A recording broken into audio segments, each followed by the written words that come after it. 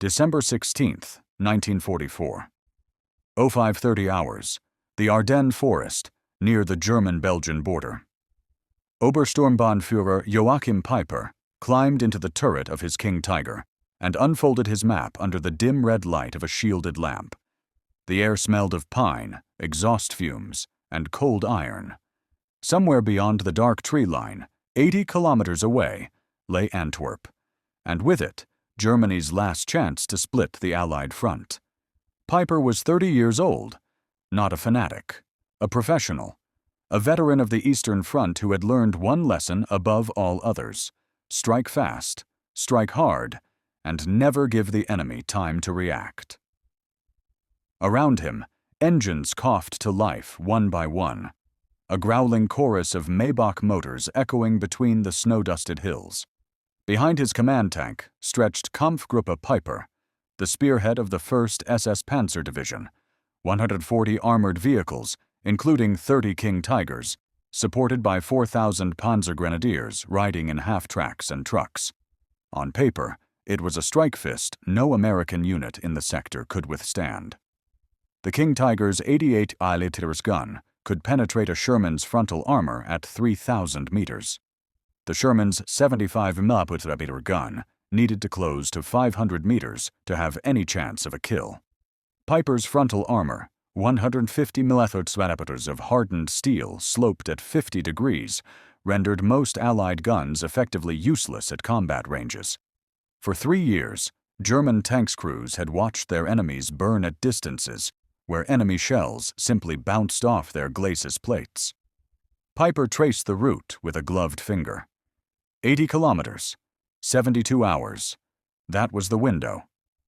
Cross the Our River at dawn. Drive west through the thinly held American lines. Seize the road junctions at Ligneville, Stavelot, and Trois Ponts. Reach the Meuse bridges before the Americans could blow them. Once his Kampfgruppe broke through, other armored formations would pour into the gap. Antwerp would fall. The Allied front would be torn apart. It should have been impossible. By late 1944, Germany was bleeding on every front, short of fuel, short of trained crews, short of time. But for this offensive, Hitler had scraped together one last reserve of armor and gasoline. Peiper's column was at the very tip of that effort, the sharpest blade in a rapidly dulling arsenal. He had the guns. He had the men.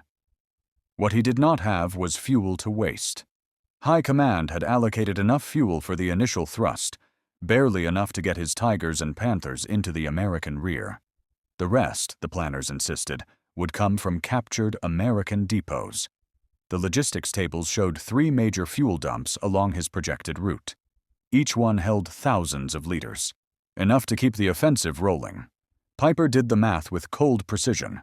A King Tiger consumed 5 liters per kilometer on road march. 80 kilometers to Antwerp meant 400 liters per tank, minimum.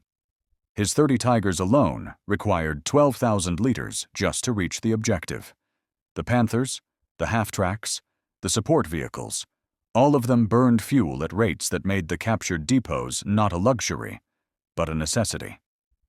The plan assumed speed. The plan assumed surprise. The plan assumed the Americans would be too shocked to destroy their own supplies before retreating. Peiper folded the map and slid it into its case. A staff officer clambered up onto the side of the turret, frost crunching under his boots, and handed him the latest situation report. The preliminary bombardment would begin in minutes. Forward reconnaissance reported American outposts lightly manned, defenses thin, patrols routine. The weather was holding. Low clouds, poor visibility, conditions that would keep Allied fighter bombers grounded for at least the crucial first day. It was exactly what Peiper needed. Darkness, fog, and an enemy that still believed the war was essentially decided. But what Peiper could not see on his map, what no amount of staff planning could show him, was that American combat engineers had spent the past week preparing something the German planners had not accounted for. Every bridge on his route had been pre-wired with demolition charges. Every crossroads had been registered by American artillery. Every fuel depot had a destruction plan that could be executed in minutes. The 291st Engineer Combat Battalion alone had rigged 17 bridges for demolition along the roads Piper needed to use. He glanced once more at the dark forest ahead. 80 kilometers, 72 hours. With surprise, superior armor, and one last reserve of German willpower, it was just barely within reach. He gave the order. The King Tiger lurched forward, its 68-ton mass grinding into the frozen soil, and behind it the entire column began to move. Tanks, half-tracks, trucks loaded with infantry and precious fuel drums, all funneling onto a single narrow road leading down toward the Our River. In the dim light, the armored spearhead of Germany's last great offensive rolled west. Piper understood tank warfare. He understood the mathematics of breakthrough and the physics of exploitation. He had survived 3 years on the Eastern Front by moving faster than the enemy could react. What he did not yet understand, what the map in his hands could not show him, was that his greatest enemy in the next 72 hours would not be American tanks or artillery. It would be something far more mundane and far more merciless, the distance on that map. The rate at which steel burns fuel in winter, and the arithmetic of roads that were never designed to carry the weight of an empire's last gamble. Within 18 hours, Piper would be staring at a blown bridge at Trois Ponts, his lead tanks out of fuel, his route blocked, and American reinforcements closing from 3 directions. Within 72 hours, he would understand something no amount of tactical training had prepared him for. Superior weapons mean nothing without the fuel to move them, the roads to carry them, and the time to use them. But at 5:30 hours on December 16, 1944, with his engines roaring and his column moving, Piper still believed the plan would work. He still believed 72 hours was enough. December 16, 1944, 05:35 hours, Kampfgruppe Piper crossed the Our River bridges in a thunder of steel and diesel exhaust. The preliminary artillery bombardment had ended 3 minutes earlier, leaving the American forward positions stunned and silent. Piper's lead Panthers rolled through the shattered defensive line, encountering scattered resistance that dissolved under concentrated fire. For the first 90 minutes, everything worked exactly as planned. The American 99th Infantry Division, holding this sector of the Ardennes, was a unit rotated here for rest and recuperation after heavy fighting further north. They had 143 men per company, where full strength called for 193. Their positions were thinly spread across kilometers of forested terrain that German doctrine considered unsuitable for major armored operations. German doctrine was wrong. Or more precisely, German doctrine assumed the roads would be open. At 06:47 hours, 77 minutes into the offensive, Piper's lead reconnaissance unit reached the village of Billingen. Intelligence reports indicated an American fuel depot here, one of the 3 depots that made the entire operation mathematically possible. The reconnaissance commander radioed back. Village secured. Resistance minimal. American garrison retreating west. Piper's column accelerated toward Billingen. His Tigers consumed fuel at rates that made every kilometer a calculation. The King Tiger's Maybach HL-230 engine, producing 700 horsepower to move 68 tons of armor, burned through reserves with mechanical inevitability. Under combat conditions, cross-country movement, the consumption rate climbed to 8 liters per kilometer. But on improved roads, with momentum established, the Tigers could reach Billingen in 20 minutes. 20 minutes to the first fuel depot. 20 minutes to prove the plan worked. Piper's command tank crested the hill overlooking Billingen at 07:09 hours. The fuel depot was burning. Not just burning, obliterated. Massive fireballs rose 300 meters into the morning sky, casting orange light across the snow-covered fields. The American garrison had executed their demolition plan 37 minutes earlier, as soon as the German bombardment began. Every fuel drum, every storage tank, every portable jerry can, all of it consumed in a conflagration that turned 50,000 liters of gasoline into heat and smoke. Piper stood in his turret, watching the flames through his field glasses. His fuel officer climbed up beside him, notepad already open. The mathematics were simple and brutal. Kampfgruppe Piper had departed the start line with fuel reserves calculated for 150 kilometers of road march, enough to reach Antwerp with a small margin for tactical maneuvering. They had traveled 12 kilometers. Billingen represented the first resupply point. Without it, the operational range dropped to 138 kilometers. Antwerp was still 68 kilometers away. The math still worked, barely, but the margin for error had just vanished. What Piper did not yet know, what his intelligence officers had not discovered, was that the same scene was repeating itself across the entire offensive front. At Stavelot, 19 kilometers west, the 291st Engineer Combat Battalion was preparing demolition charges on the fuel depot there. At Trois Ponts, American engineers were wiring the bridges. At every crossroads between Piper's position and the Meuse River, small American units were executing plans they had rehearsed for weeks. The Americans called it scorched earthlight. Destroy nothing the advancing Germans could use, but preserve everything the retreating Americans might need later. Piper gave the order his officers expected. Continue the advance. Maintain maximum speed. Reach Stavelot before the Americans destroy that depot too. The column reformed and rolled west through Billingen. The burning fuel depot receded behind them, black smoke marking their advance like a funeral pyre. At 08:30 hours, the weather began to change. The low clouds that had blanketed the Ardennes since midnight started to break apart. Patches of pale December sky appeared between the overcast. Piper's operations officer noted it in his log with one word: problematisch. The Allied air forces had been grounded for 3 days by weather.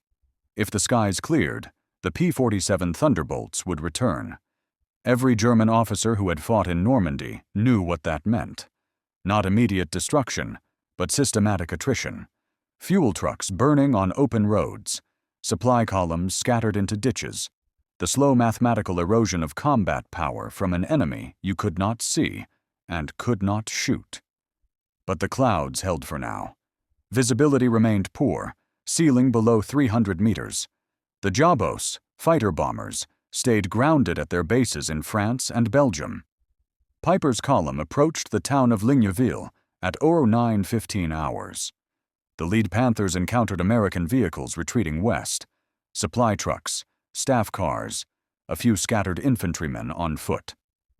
The Americans scattered at the first sight of German armor. Some fought briefly from roadside positions. Most simply ran. This was the breakthrough Piper had trained for, the moment when organized resistance collapsed and speed became the ultimate weapon. Keep moving. Never stop. Exploit confusion before the enemy could establish new defensive lines. But at 09:47 hours, 32 minutes later, the lead Panther in Piper's column ground to a halt. The road ahead was blocked, not by American tanks or prepared defenses, but by a destroyed bridge over a stream called the Amblev. The bridge wasn't large, maybe 15 meters span, sturdy enough for truck traffic but obviously inadequate for a 68-ton King Tiger. German reconnaissance should have identified this bottleneck weeks earlier. Someone in the planning staff should have noted that Belgian country bridges were built for farm tractors, not Panzers. But the reconnaissance had been hasty. The planning had been rushed. And now Piper's entire column, 140 vehicles stretching 3 kilometers back along a single-lane forest road, was stalled at a creek crossing. Piper's engineering officer dismounted and examined the bridge. The structure was intact, but the foundation couldn't support armor weight. Building a bypass would require 4 hours minimum, reinforcing the existing bridge 6 hours, or they could find another route. Piper pulled out his map. There was an alternate road 2 kilometers south, through the village of Stavelot. It added distance, but the bridge there was rated for heavy traffic. The same bridge the Americans were supposed to be guarding. the same town with the second fuel depot. He made the decision in 30 seconds. The column would reroute through Stavelot. Aggressive action, maximum speed. What Piper did not know, what his map could not show him, was that the 4-hour delay at the Amblev Bridge had already cost him something more valuable than time. It had cost him surprise. The American 291st Engineer Combat Battalion, positioned in Stavelot, now had 4 hours warning that German armor was approaching their sector. 4 hours to prepare demolitions. 4 hours to evacuate the fuel depot. 4 hours to turn a routine defensive position into a prepared, killing ground. Piper's column detoured south, engines roaring, tracks tearing up the frozen forest roads. They moved with the confidence of professionals who believed momentum could overcome any obstacle. Behind them, the fuel gauges on every vehicle dropped steadily. Kilometer by kilometer, liter by liter, the operational margin narrowed. By 11 hours, Piper had traveled 22 kilometers from his start line. He was 6 hours and 22 kilometers into a 72-hour, 80-kilometer race. The mathematics were still favorable. The schedule had slipped, but the objective remained achievable. What Piper could not calculate, what no fuel gauge could measure, was that every detour, every delay, every burned bridge consumed not just fuel, but options. And in the winter forests of Belgium, an army running out of options was an army running out of time. December 17, 1944, 14 hours. Kampfgruppe Piper was stuck on a road 800 meters outside Stavelot, and Joachim Piper was learning a lesson no staff college had ever taught him. Superior armor means nothing when you can't fit it through a medieval Belgian town. The road into Stavelot descended through a narrow stone corridor, buildings on both sides, barely 3.2 meters wide at the tightest point. A King Tiger measured 3.76 meters across its tracks. The mathematics were absolute. His heaviest tanks physically could not enter the town on this approach. Piper stood in the turret of his command Panther, field glasses pressed to his eyes, studying the American positions. He could see them clearly now. A handful of engineers, maybe 30 men total, manning positions around the stone bridge that crossed the Amblev River at the town's western edge. 30 Americans versus 4,000 German Panzer grenadiers and over 100 operational tanks. On paper, it was no contest. In reality, those 30 engineers held the only bridge capable of supporting armor within 15 kilometers, and they had already wired it with demolition charges. Piper's assault began at 14:23 hours. Panthers that could fit through the town approaches opened fire from 600 meters, their 75mm guns hammering the American positions with high-explosive rounds. Panzer grenadiers dismounted from their half-tracks and advanced on foot, using buildings for cover, pressing toward the bridge under suppressive fire. The American engineers fought back with everything they had: bazookas, machine guns, a single 57 mm anti-tank gun positioned to cover the bridge approach. It wasn't enough firepower to stop a full Panzer division, but it was enough to slow one down. At 15:07 hours, 44 minutes into the assault, Piper's lead infantry reached the bridge. The American engineers retreated across it, firing as they withdrew. German soldiers charged after them. Then the bridge exploded. Not completely destroyed. The American engineers had run out of time to set full charges, but damaged enough that the center span sagged into the river, twisted steel reinforcement bars jutting from broken concrete. A Panther might risk it. A King Tiger would plunge straight through into the freezing water below. Piper's engineering officer waded into the river to assess the damage. The water reached his chest. The current was strong, the bottom rocky and uneven. Repairing the bridge would require 12 hours minimum. Building a bypass ford, 8 hours. Or they could find another crossing. Piper pulled out his map for the third time that day. There was a secondary bridge 4 kilometers north, at a village called Trois Ponts. 3 bridges, actually. one over the Amblève, one over the Salm, one over their confluence. If he could secure those crossings, the route to the Meuse remained open. It meant another detour, more kilometers, more fuel consumed, but it was 1530 hours. He was 33 hours into a 72-hour operation. The schedule had slipped badly, but the objective was still achievable if he moved fast. What Peiper did not know was that an American combat engineer company, the 51st, had arrived at Trois Ponts 2 hours earlier, and they had brought something the defenders at Stavelot had lacked: time to prepare. The column rerouted north. Peiper rode in his command Panther, radio reports crackling through his headset every few minutes. Fuel status on the Tigers, 45% remaining. Fuel trucks, 8 destroyed by American stragglers, contents lost. Ammunition expenditure, within acceptable limits. The numbers were getting tight. Every detour consumed reserves. Every engagement burned ammunition. At 1645 hours, the lead reconnaissance unit reported visual contact with Trois Ponts. The bridges were intact. American defenders visible but not numerous. Light resistance expected. Peiper ordered maximum speed. Get to those bridges before the Americans could destroy them.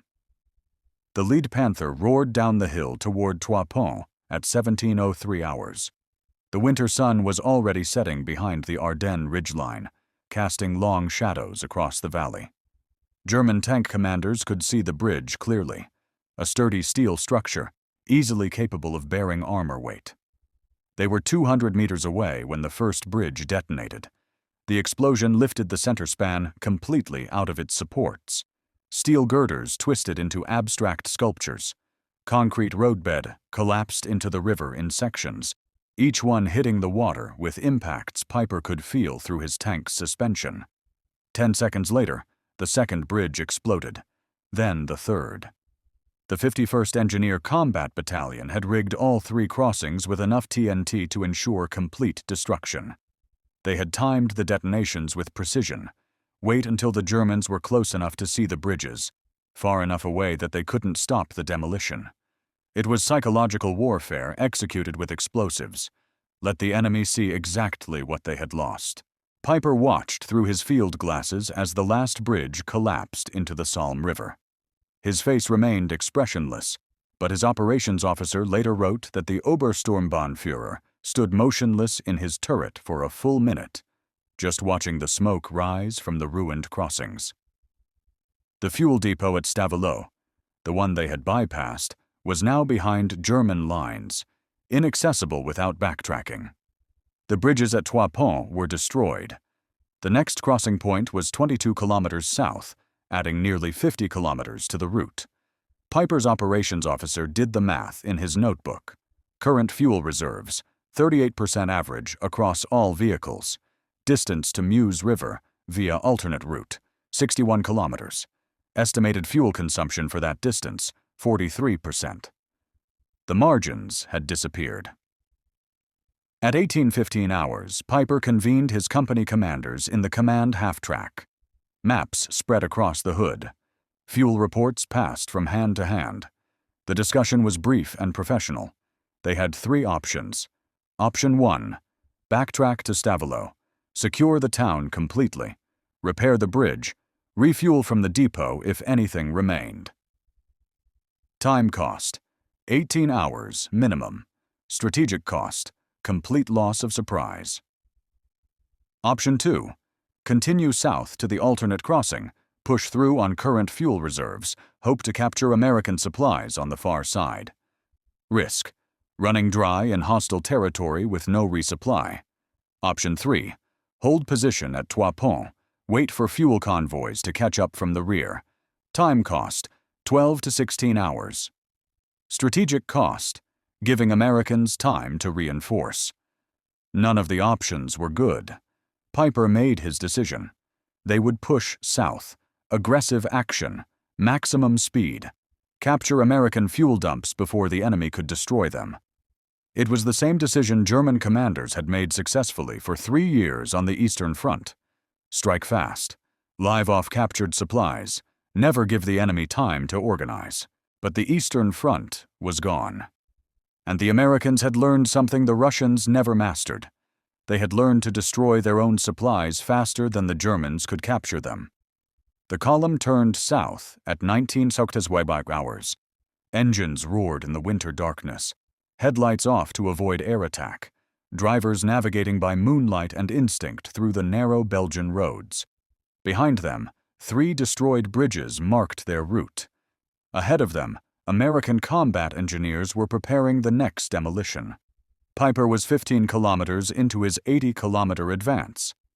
He had consumed 36 hours of his 72-hour window, and every fuel gauge in Kampfgruppe Piper was dropping toward the red zone. What Piper could not know, what no commander trapped in the tactical moment could understand, was that he wasn't fighting a battle anymore.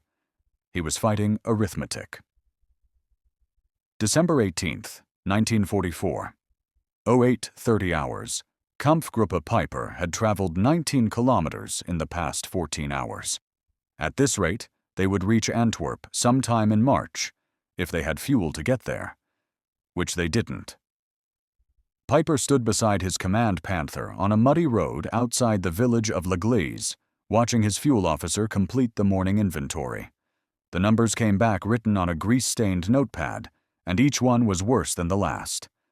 King Tigers, 18% fuel remaining, average. Panthers, 24%. Half-tracks, 31%. Fuel trucks, destroyed or empty. The operational mathematics were absolute. At current fuel levels, his armored spearhead could advance another 22 kilometers before the first vehicles began running dry. The Meuse River, the last major obstacle before Antwerp, was still 47 kilometers away. 22 kilometers of fuel, 47 kilometers of mission. The gap between those two numbers represented the death of Germany's last offensive. What made it worse, what made it almost unbearable, was that Piper could see American supply trucks moving in the distance through his field glasses.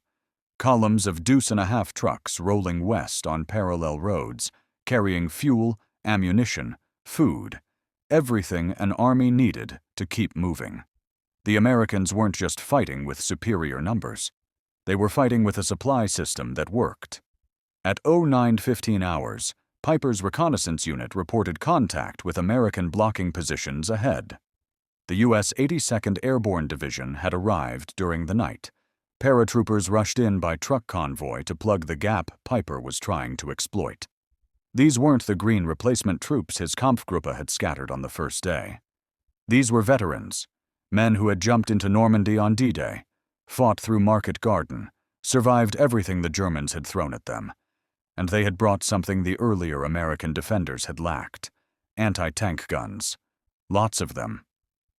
The first engagement began at 10:40 hours. A Panther platoon, probing the American positions, took fire from concealed 57mm guns positioned in tree lines 800 meters away. The first Panther took a hit to its track and spun sideways, blocking the narrow road. The second Panther reversed rapidly, but not before its thinner side armor took 2 more rounds. 1 Panther immobilized, 1 damaged, 0 American casualties visible. Piper pulled his forces back and repositioned for a coordinated assault. Panthers providing suppressive fire, while Panzer grenadiers flanked through the woods on foot. It was textbook combined arms tactics, the kind of operation German units could execute in their sleep. It took 3 hours. At 13:47 hours, the American paratroopers withdrew to secondary positions 2 kilometers west. Piper's forces secured the village and found it empty of supplies.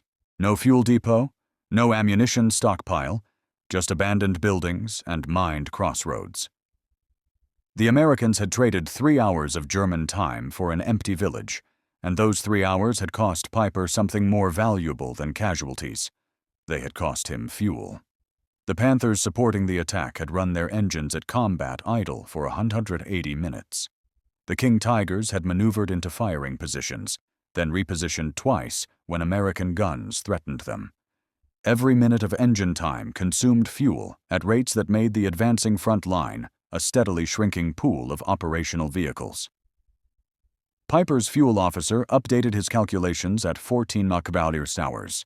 New average fuel levels: King Tigers 14%, Panthers 19%. The Kampfgruppe could now advance approximately 16 kilometers before running dry. The Meuse River was still 45 kilometers away. At 15:30 hours, something changed that Piper had been dreading since the offensive began. The weather cleared. For 3 days, low clouds and fog had blanketed the Ardennes, keeping Allied aircraft grounded at their bases in France and Belgium. German columns had moved in relative safety, harassed by ground forces but untouched by the fighter bombers that had devastated Wehrmacht formations in Normandy. Now the clouds broke apart. Pale December sunlight streamed through gaps in the overcast. Visibility improved to 8 kilometers.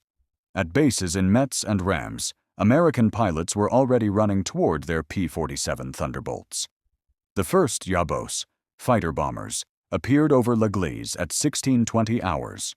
4 aircraft in loose formation, circling at 3,000 meters, hunting for targets.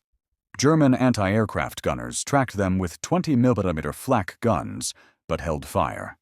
Shooting would only confirm their position. The P-47s orbited for 5 minutes, pilots scanning the ground through their canopies. Then they rolled into attack dives. The targets weren't Piper's tanks.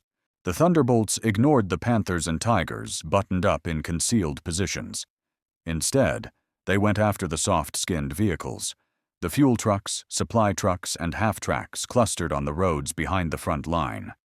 Each P-47 carried 8 127mm rockets under its wings.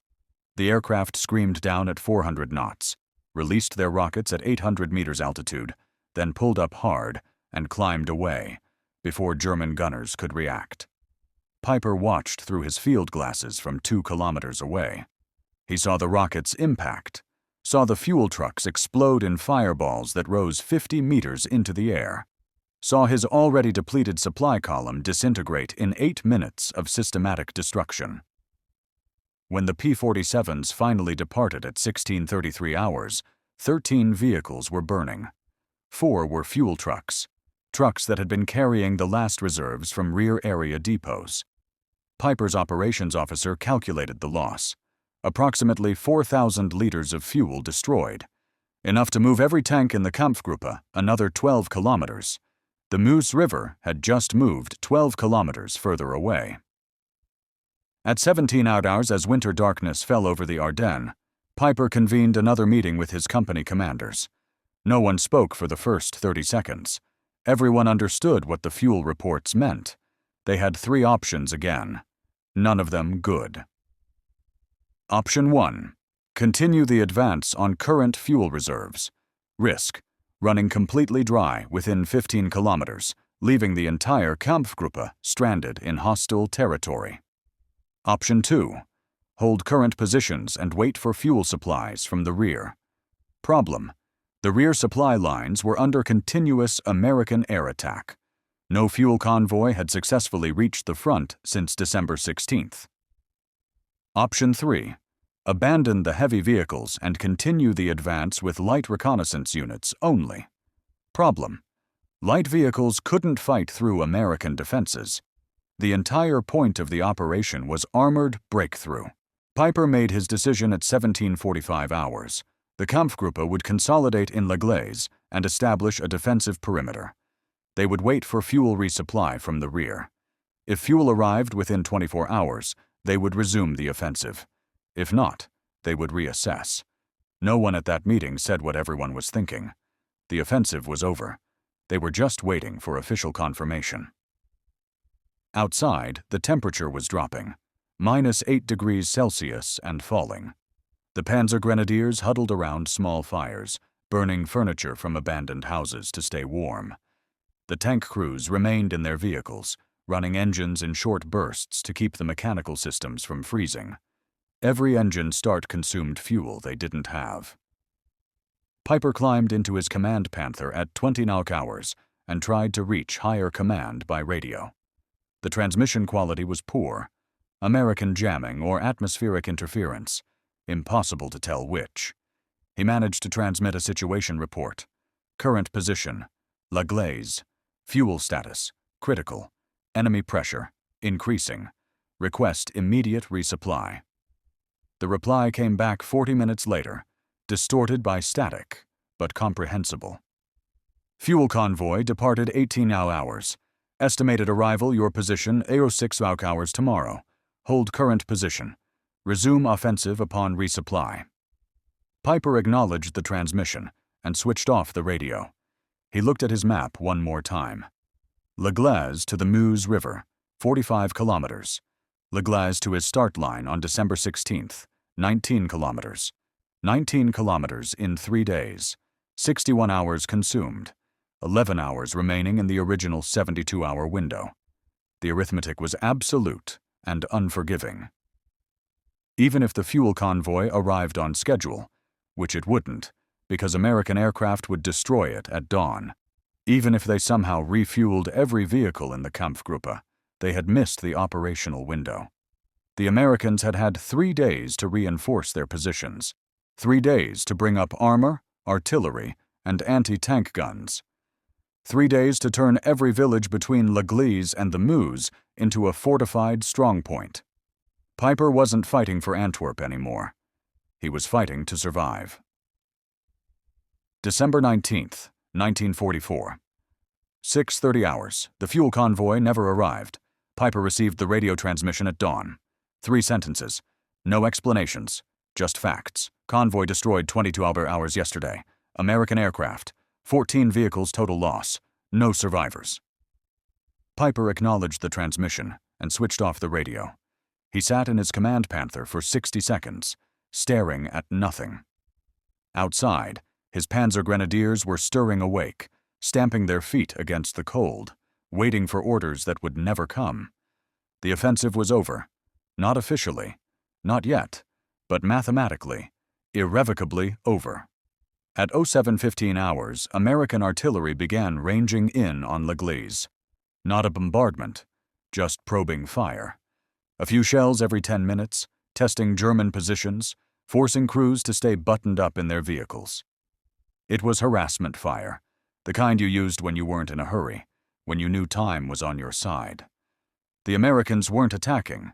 They were waiting for the Germans to run out of fuel, out of ammunition, out of food, out of options. At 09 hours, Piper's operations officer completed the final inventory. The numbers were worse than anyone had feared. Fuel: King Tigers 9% average, Panthers 12%, half-tracks 15%. Total operational range 8 kilometers. Ammunition: main gun rounds 40% remaining. Machine gun ammunition 55%. Panzerfaust anti-tank weapons 23 remaining for 4,000 men. Food: 2 days' rations remaining. Water: local sources only, quality unknown. Medical supplies: adequate for current casualties, inadequate if heavy fighting resumed. The mathematics were absolute. Kampfgruppe Piper could defend La Glaise for perhaps 48 hours if the Americans attacked with determination. They could hold for maybe 4 days if the Americans were content to surround them and wait. Either way, the outcome was predetermined. At 10:30 hours, American infantry probed the German perimeter from the north. 2 companies of the 82nd Airborne, advancing cautiously through the wooded terrain, testing for weak points. Piper's machine gunners drove them back with short, disciplined bursts. Total American casualties: estimated 3 to 5 killed. German ammunition expenditure: 2,400 rounds.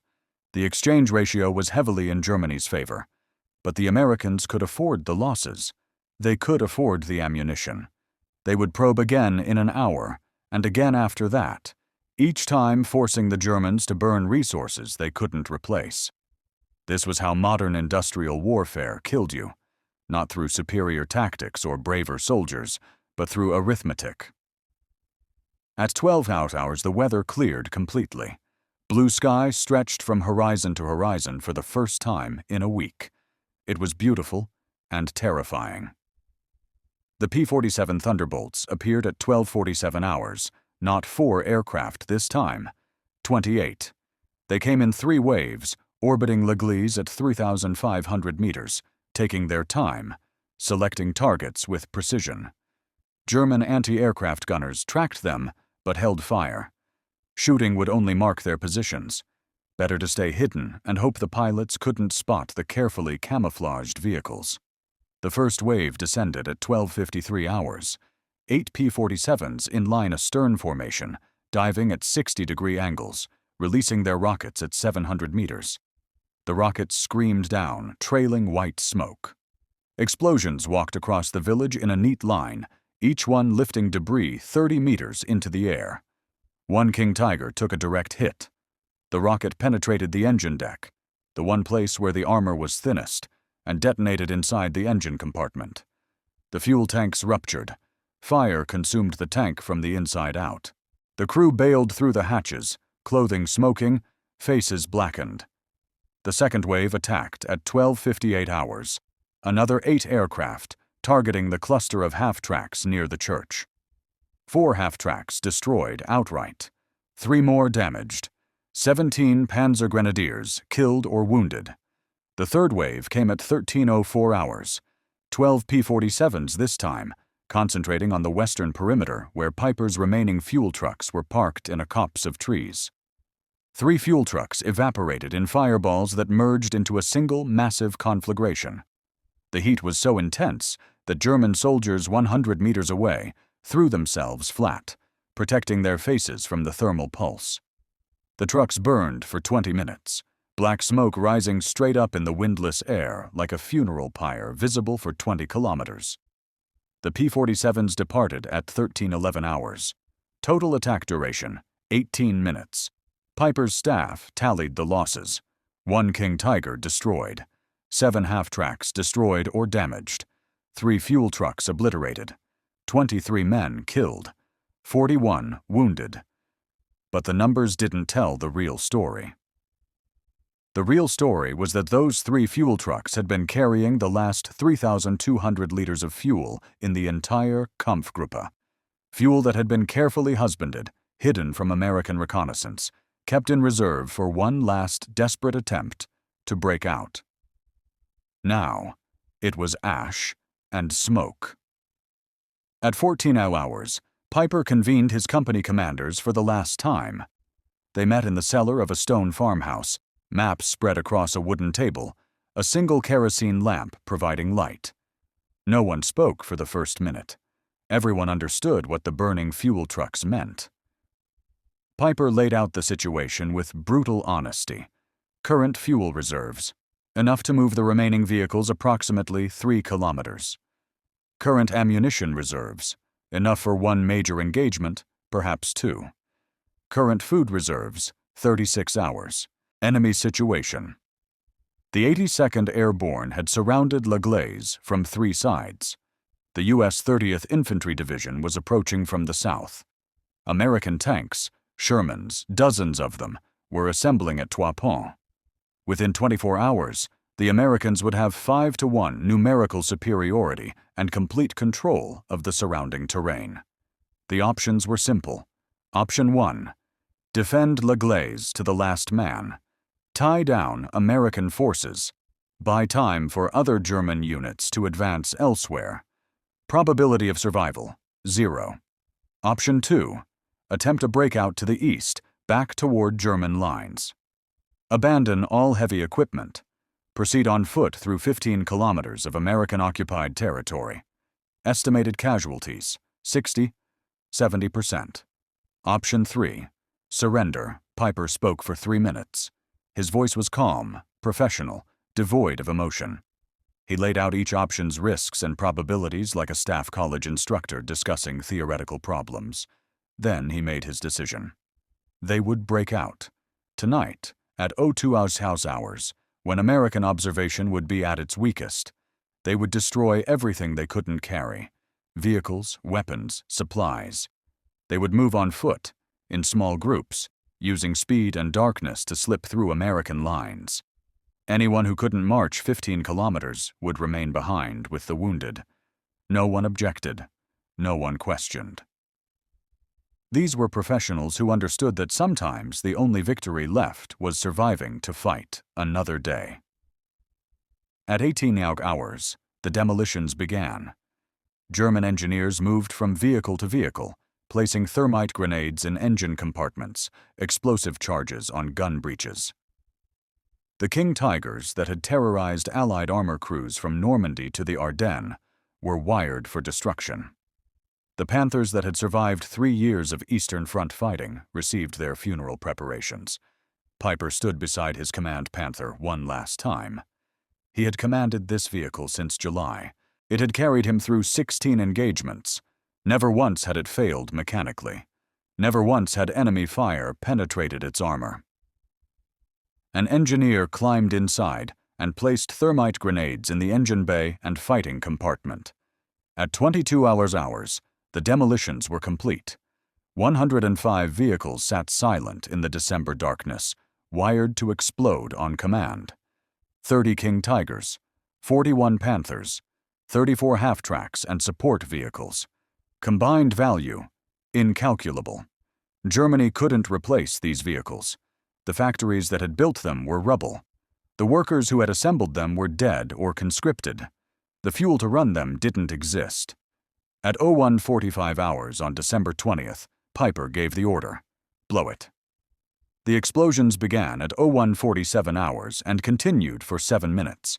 Thermite grenades ignited, burning at 2,500 degrees Celsius, melting through engine blocks and transmission housings.